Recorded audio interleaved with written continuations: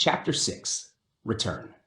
After the harrowing defense of Juruman and the hard-won victory against the Theros army, Commander Zonovich and his weary company embarked on the journey back to their military base in Azgan Port. The road home was long and arduous, every step a reminder of the trials they had endured and the sacrifices they had made in the name of victory.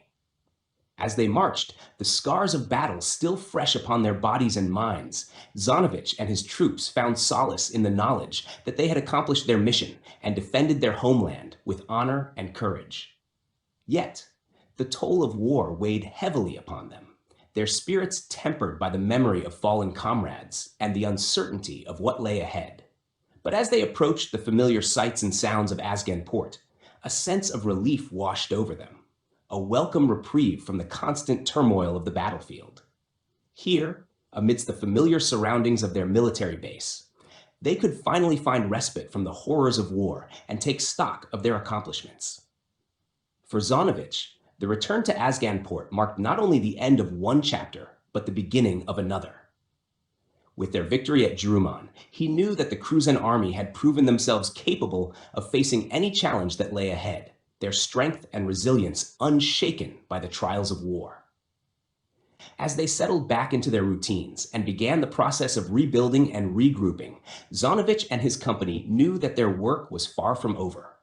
The war still raged on, and the fate of their kingdom hung in the balance.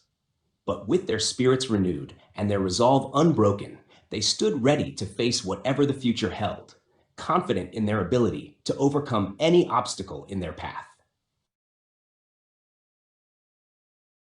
Chapter 7. The Massacre. As Commander Zonovich and his men made their way back to their base, their journey was abruptly interrupted by the sight of a distant village engulfed in flames. Without hesitation, Zonovich ordered his men to halt their vehicles and investigate the source of the devastation. As they approached the burning village, named Acton, a sense of dread washed over them. The once peaceful and neutral settlement now lay in ruin, its streets littered with the lifeless bodies of men, women, and children.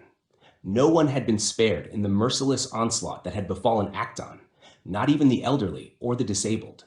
Amidst the carnage, Zonovich and his men discovered symbols that unmistakably belonged to the Theros army, confirming their worst fears.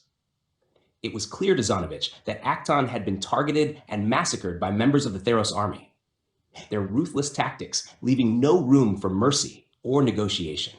The realization filled Zonovich with a righteous anger, his heart heavy with grief for the innocent lives lost in the senseless violence.